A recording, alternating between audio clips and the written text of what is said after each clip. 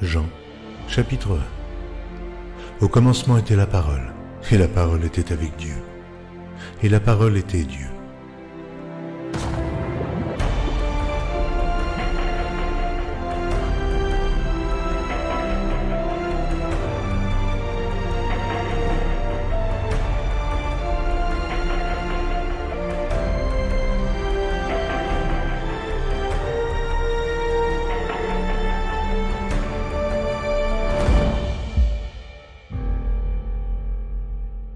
Shalom, chers téléspectateurs de TV Chandelier.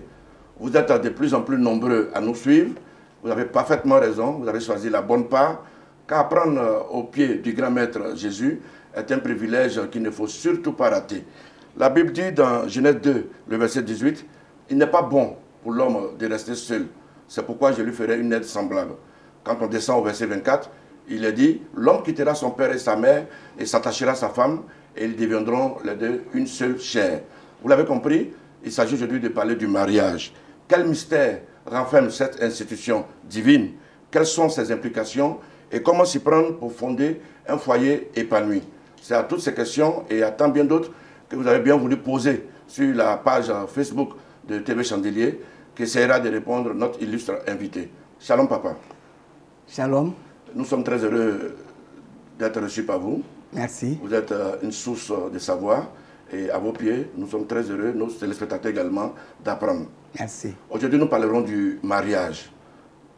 Vous êtes le docteur Dion Yaye Robert, président du consistoire des églises protestantes évangéliques de Côte d'Ivoire, président fondateur de l'église protestante baptiste Œuvre Mission Internationale, une église qui a commencé dans votre maison avec 3 personnes. Aujourd'hui, cette église compte plus de 300 000 membres dans 2000 églises locales réparties sur les 5 continents. C'est cela? En effet, oui. Voilà, donc vous êtes une source de savoir. Mais ce qu'on voulait savoir, papa, vous êtes marié. On parle de mariage aujourd'hui. En effet, vous êtes marié à notre maman, Gaëlène. Ça fait combien de temps que vous vivez avec notre maman? Nous sommes à notre 50e année. Je n'ai pas bien entendu, papa. Nous sommes à notre 50e année. Waouh! Chers téléspectateurs, j'espère que là où vous êtes aussi en train d'applaudir. Vous avez bien entendu, il n'a pas dit 50 semaines, 50 jours, mais 50 années. Ouais, j'avoue que nous qui n'avons même pas encore 50 ans, c'est vraiment un privilège d'apprendre auprès de vous. Alors, chers téléspectateurs, nous pensons que chacun a préparé son calepin parce que toutes les paroles qui vont sortir de la bouche de ce sachant seront très utiles pour notre épanouissement. Alors, papa, vous avez 13 enfants avec notre maman. C'est quoi le mariage? Il faut aller dans le fondement. Je crois que vous avez cité les Saintes Écritures. C'est cela.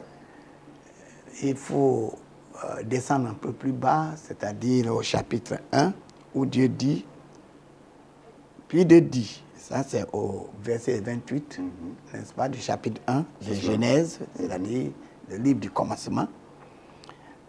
Faisons l'homme à notre image, selon notre ressemblance, et qu'il domine sur les poissons de la mer, sur les oiseaux du ciel, sur le bétail, sur toute la terre, et sur tous les reptiles qui rampent sur la terre. Dieu créa l'homme à son image, il le créa à l'image de Dieu, il créa l'homme et la femme. Ce qui est important ici, c'est la procréation. Parce qu'il est dit, Dieu les bénit et Dieu leur dit, soyez féconds, multipliez. Il faut comprendre, le sens profond du mariage, c'est la représentation des familles célestes sur la terre. C'est pourquoi la Bible dit que toutes les familles dans les cieux et sur la terre, il y a des familles dans les cieux et tout ce qui est dans le ciel, c'est ce que Dieu reproduit sur la terre. C'est pourquoi Dieu a reproduit sa personne en nous. Il a dit, faisons l'homme à notre image, à notre ressemblance.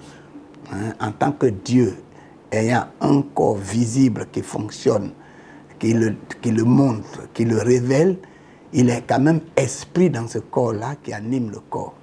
Et il voudrait qu'il y ait que son image, n'est-ce pas, que sa personne soit représentée. Et il a reproduit son image, reproduit sa ressemblance. C'est ce que nous sommes. Et pour ce faire, il a confié la mission de procréation à l'homme, pour que l'homme puisse multiplier son image, sa ressemblance, pour que, au fait, les familles célestes aussi soient représentées sur la terre. Ça, c'est le fondement du mariage. Tout homme qui se marie et qui comprend cela voit que le mariage est divin, est sacré, est une institution divine.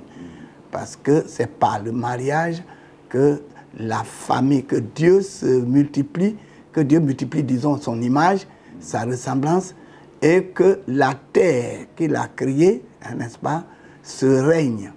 Parce qu'avant de créer même l'homme, avant d'en faire venir l'homme à l'existence, avant de reproduire son image et sa ressemblance, il a d'abord mis tous les moyens qu'il faut pour permettre à l'homme qu'il va créer là d'avoir des moyens qui l'accompagnent, qui accompagnent son existence. Il a créé le règne minéral, le règne végétal et le règne animal qu'il a mis, n'est-ce pas, à la disposition de l'homme pour le développer et le gérer.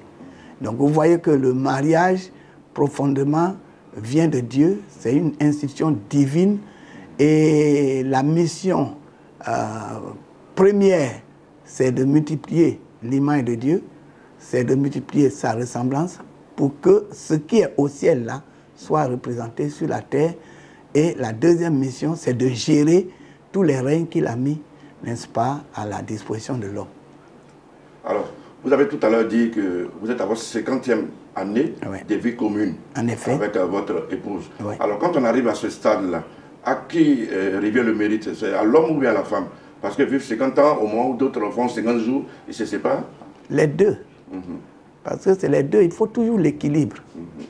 Dieu a voulu l'équilibre, c'est pourquoi il a donné une femme à l'homme. Parce que vous remarquez que dans le chapitre 2, au verset 18, il a dit qu'il ne faut pas que l'homme soit seul. Il faut lui donner une aide semblable.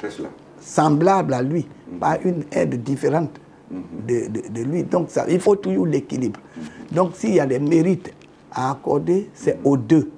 Mais comme la femme a un privilège que l'homme lui-même, représentant direct de Dieu, n'a pas, alors on accorde l'honneur à la femme.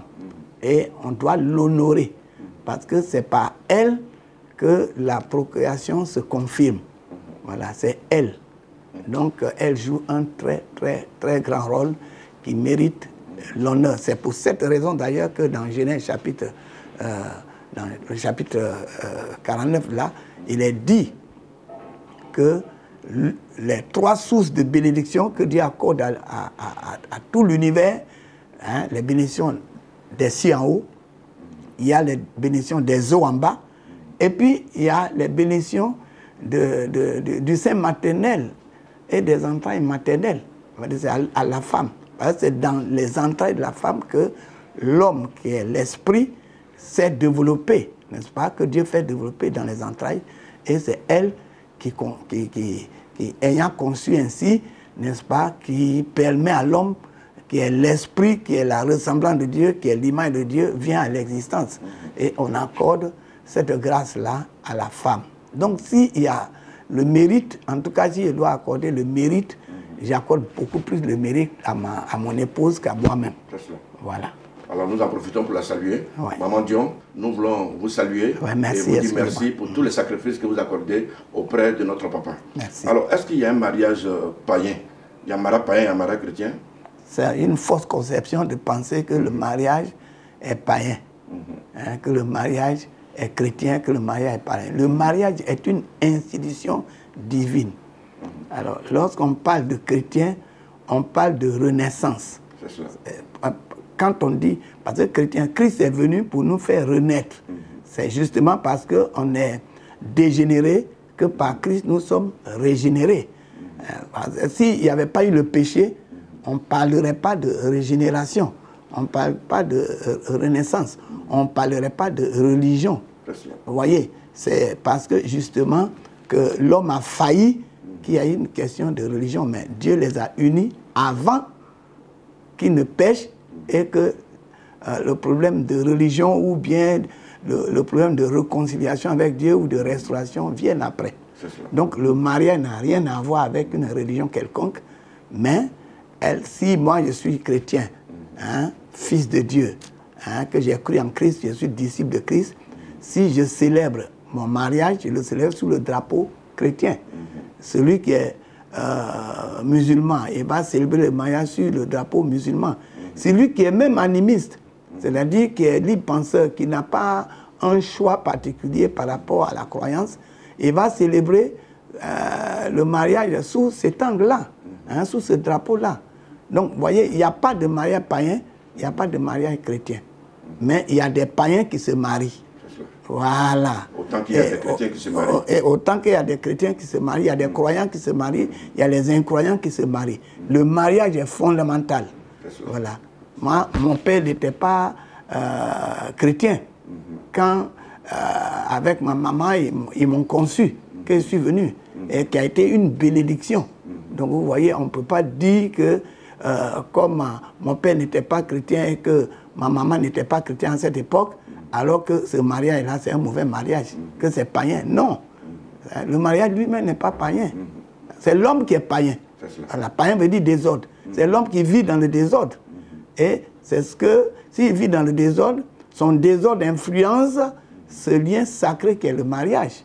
Et alors, on peut dire que, vraiment, ils sont en train de vivre un mariage païen. Mais le mariage lui-même n'est pas païen. Non. Le mariage est divin. Voilà. Bon, il y a forcément des conditions pour entrer dans le mariage. Y a-t-il des conditions? Oui, en effet. Alors, quelles sont ces conditions? D'abord, il faut comprendre le premier sujet que vous avez abordé, important. Cette raison qui pousse d'autres aujourd'hui à dire, moi, ils viennent à l'église. Et quand ils viennent à l'église, ils veulent avoir l'intention d'abandonner leur épouse avec qui ils ont vécu, ou bien le mari avec qui elle a vécu. Il dit, maintenant, je suis nouveau. Voilà, si quelqu'un est en Christ, c'est une nouvelle créature. Les choses anciennes sont passées, toutes choses sont devenues nouvelles. Mais ça c'est une... avec l'ancienne chose, il a 12 enfants. C'est une aberration grave. Voilà, on en parlera, mais c'est pour dire que il n'y a pas de mariage païen, il n'y a pas de mariage chrétien. Le mariage est une institution divine. Chaque être humain, ressemblance de Dieu, hein, qui est la ressemblance, qui est esprit dans un corps qui est l'image de Dieu, chacun doit comprendre que c'est vraiment divin. C'est pour multiplier l'image de Dieu que le mariage se fait. Et c'est pour gérer les règnes que Dieu met à notre disposition aussi, que Dieu veut gérer à travers nous. Donc ça, c'est important. Maintenant, la question que vous avez posée... Les conditions requises pour être dans un mariage? Il y a des conditions. Parce que le mariage étant sacré, on rentre dans le mariage par serment. C'est par serment. Or, le serment, ça, c'est fondamental. Que ce soit au village ou bien en ville, hein, que ce soit sous une juridiction organisée ou bien une juridiction disons, indigène, il y a toujours le serment. On pose la question, veux-tu prendre pour époux tel ou tel? Et on dit oui, et on prête le serment. Vous voyez, on prête le serment. Donc, pour rentrer dans le mariage, il faut le serment. Alors, pour prendre le serment, il faut être conscient de l'importance du mariage et des implications du mariage. Donc, on ne peut pas rentrer dans le mariage sans qu'on soit conscient des implications, on soit conscient de la responsabilité de l'homme par rapport à ce lien sacré du mariage qui permet d'accomplir l'acte le plus sacré, multiplier l'image du Dieu grand et la ressemblance du Dieu grand, permettre à la ressemblance du Dieu grand de venir à l'existence. Ça, c'est trop sacré, c'est trop grand. C'est une mission assez importante qu'on ne s'engage pas dans cette mission-là d'une manière vulgaire, d'une manière profane. Vous voyez? Donc c'est très important. Les conditions sont telles qu'il faut d'abord être responsable. Voilà. Il faut être mature. Voilà. C'est pourquoi le monde entier même sait qu'on ne peut pas faire marier quelqu'un de 12 ans. Aujourd'hui, le monde est gâté. On sait que le monde est gâté. Et de plus en plus, les âges diminuent en cause de la malédiction. Et aujourd'hui, on voit des enfants de 16 ans même qui se marient, mais dans le passé, ce n'est pas comme ça. Vous voyez? Et il y a trop de problèmes dans le cas du mariage aujourd'hui à cause de l'irresponsabilité. Parce que les gens s'engagent dans le mariage sans trop de règles, hein, sans trop avoir conscience des implications du mariage. Hein? Les hommes comme les femmes des deux côtés. C'est très... Et même des parents aussi, des deux côtés. Et ceux qui marient des deux côtés. Alors, papa, vous avez parlé du serment. Dans le serment, on demande à chacun de motiver son choix. Alors, le mariage commence forcément par le choix. Alors, qu'est-ce qui doit nous guider dans le choix de notre conjoint? C'est les valeurs morales.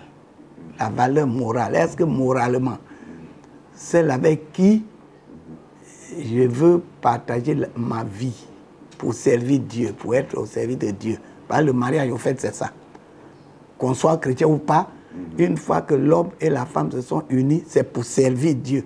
C'est pour procréer, pour produire l'image. À travers eux, Dieu produit son image et sa ressemblance. Donc, c'est le service divin. Donc, celle avec qui, ou celui avec qui je veux partager cette vie sacrée, cette vie divine, ce service divin, ce sacerdoce, on peut même dire cela. Est-ce que la personne est mûre à une maturité morale, à une maturité physique et est consciente de la responsabilité de ce lien sacré? C'est très important. Pour que le mariage dure, il faut cela. Mais on ne peut pas baser ce choix-là sur la beauté physique, par exemple. Il y en a qui... Moi, je connais un ami qui veut une personne qui a 1m1, un teint cacao. Est-ce qu'on ne peut pas... Non, il y a l'aspect extérieur. Il y a l'aspect extérieur qu'il faut admirer. Voilà, il ne faut pas adorer, mais admirer. Donc, Dieu met en nous toutes les facultés. Il y a les facultés d'admiration. Quand Dieu même a créé toutes choses, il a dit, et cela était bon. Ça. Donc il faut apprécier. Il y a l'appréciation qui est différente de la convoitise. Voilà. Donc il faut apprécier. L'être que je veux marier, hein, un homme qui veut marier une femme doit apprécier la femme dans tous les aspects. Il y a l'aspect moral et il y a l'aspect physiologique. Hein. La morphologie aussi compte. Parce que chacun, Dieu nous donne la faculté d'apprécier et d'avoir un goût. Voilà. D'apprécier, d'avoir un goût. Nous sommes des esprits. Nous ne sommes pas charnels, nous sommes des esprits. Et l'esprit apprécie. C'est pourquoi l'esprit apprécie l'esprit. Mais l'esprit apprécie l'esprit, mais dans un corps magnifique. Voilà, il faut apprécier. Donc on ne peut pas se marier sans apprécier. Voilà, c'est pourquoi on n'impose pas le mariage. Il faut que ce soit par choix. On peut proposer, mais il faut laisser le choix à celui qui va rentrer dans ce lien-là, de prendre sa responsabilité. Parce qu'en prenant ma responsabilité, hein, je jauge tout. Il y a l'aspect morphologique, c'est-à-dire corporel. Est-ce que cette fille-là que je veux prendre, est-ce qu'elle est belle? Bon. C'est-à-dire tous les êtres sont beaux. Tous les êtres sont beaux. Il n'y a pas de vilaine personne, au contraire. Mais est-ce que cette personne-là, sa carrure hein, physiologique, morale et autres, est-ce que ça rentre dans mon appréciation? Est-ce que ça rentre dans mes notes? Bah, je note. Voilà, il faut noter. Et elle aussi, elle doit être libre de savoir si c'est moi qu'il faut ou non. Ma forme et tout ça, c'est important. Hein? Et puis mon caractère, ma forme. C'est pourquoi il y a une étude qui se fait. Cette étude-là, c'est la période de fiançailles, où on s'examine, on étudie. Et c'est pourquoi dans le concept, par exemple, de famille religieuse, de famille spirituelle, vous voyez, on ne saute pas comme ça pour aller prendre une femme et puis dire, voilà, je l'ai prise. Non, il y a tout un processus à suivre pour qu'on soit dans les règles, hein, qu'on soit dans les règles et qu'on puisse évaluer vraiment nos responsabilités vis-à-vis de l'autre, que l'autre aussi évalue.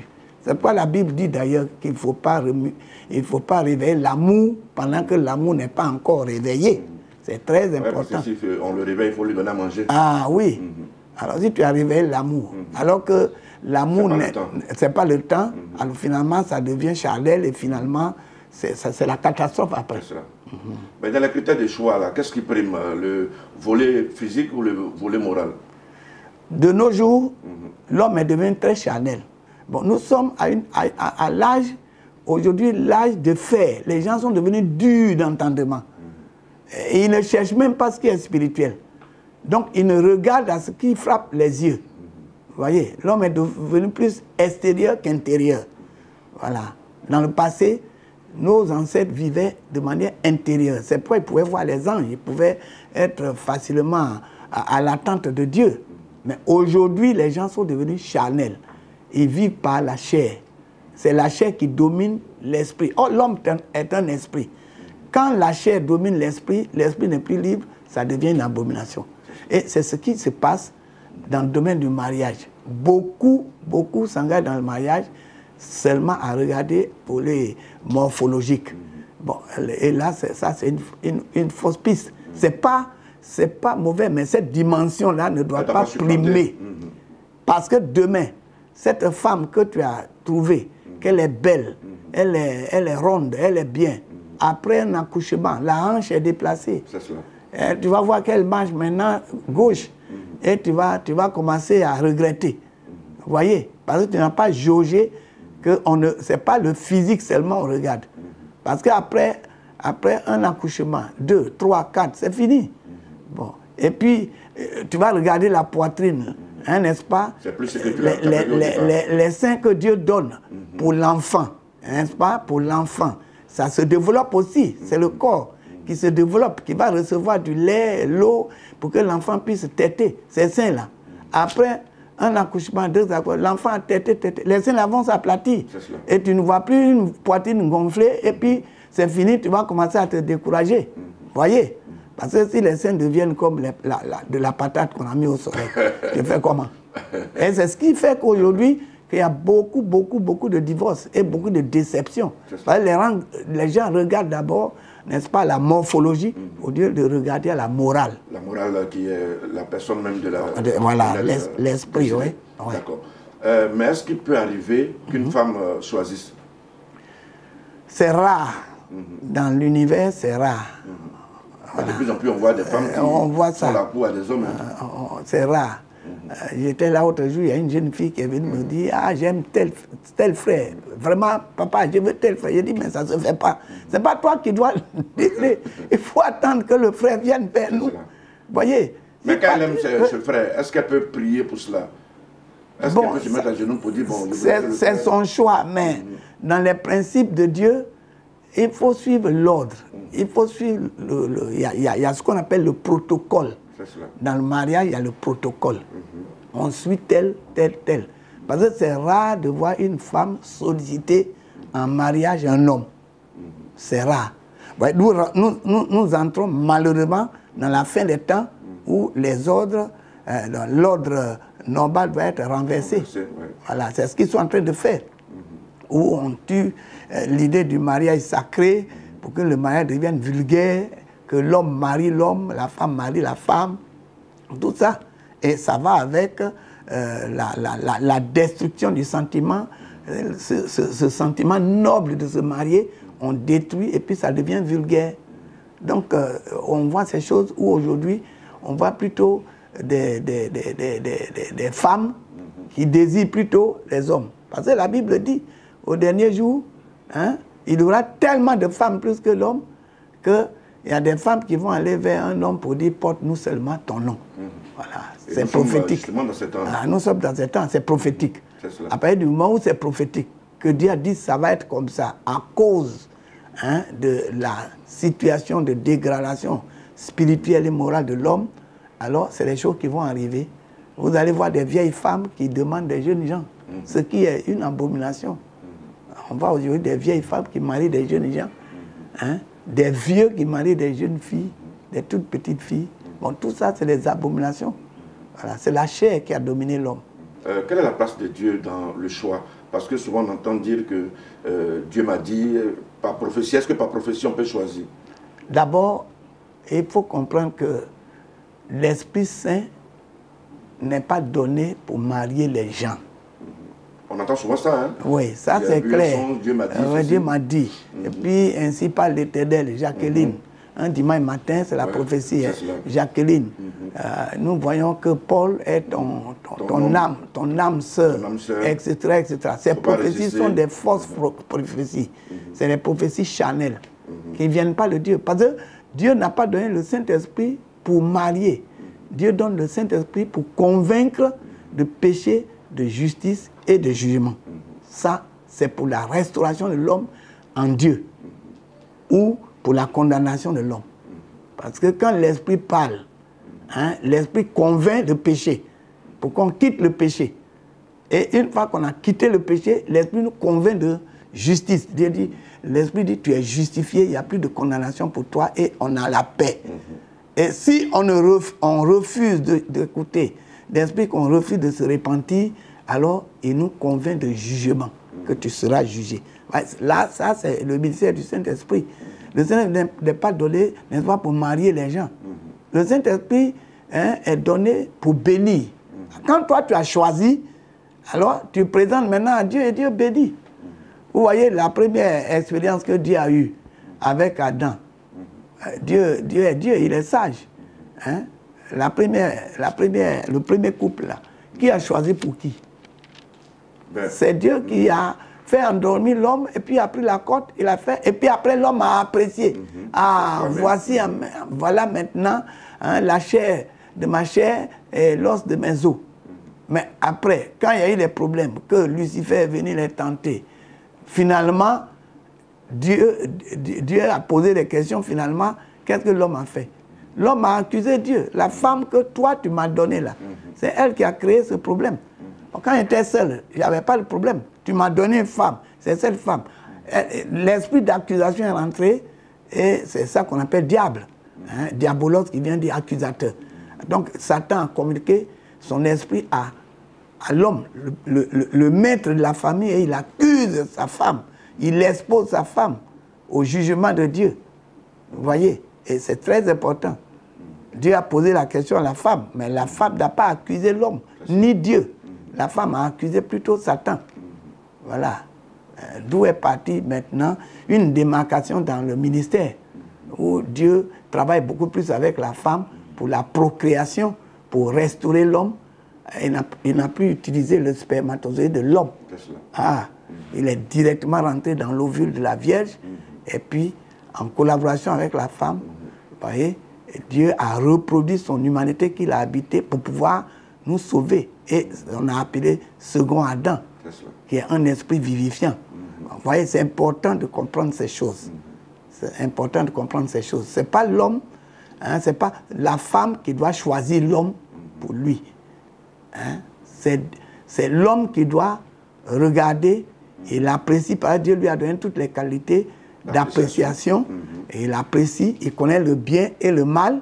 Donc il sait que c'est une bonne femme. Elle sait aussi que c'est un bon futur époux. Et voilà, il s'accorde. Et il s'apprécie. Et on appelle ça le consentement. Voilà. Pour le mariage, il faut le consentement. Pour qu'il y ait consentement, il y a une bonne appréciation. C'est cela. Voilà. Donc on a besoin de mettre le Saint-Esprit, ça sur le Saint-Esprit, on met ça sur le Saint-Esprit. Et demain, quand tu vas voir maintenant les défaillances, et tu vas dire non, je ne veux plus. On va dire, ah, tu avais dit que Dieu a dit, donc Dieu ment. Vous voyez, on ne peut pas mettre ça sur le dos du Seigneur actuellement. Dieu ne peut plus choisir pour l'homme. Il a donné la capacité à l'homme d'apprécier et de lui présenter. Et lui, Dieu, il est le Père, il bénit. C'est cela. Voilà. Voilà qui est clair. Bon, il y a des personnes qui sont spécialisées dans des, on va dire, des branchements parallèles. Ouais. Ils choisissent pour des gens. Ouais, c'est des dealers.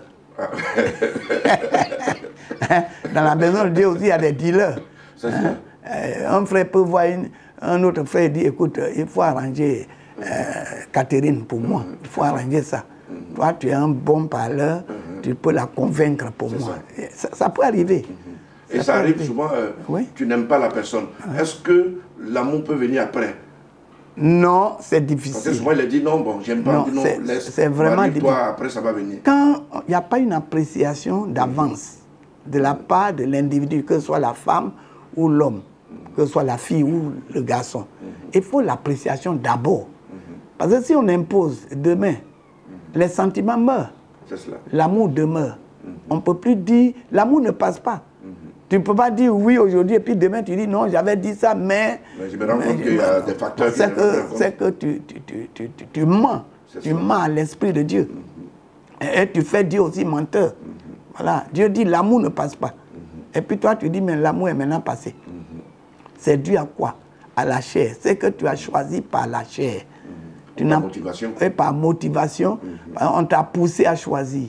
Voyez, on peut choisir une femme pour quelqu'un, mais il faut donner la possibilité à la personne de dire oui ou non. Ça peut arriver quand on choisisse. Est-ce qu'il est prudent pour quelqu'un qui ne travaille même pas encore d'entretenir le désir d'une femme dans son cœur?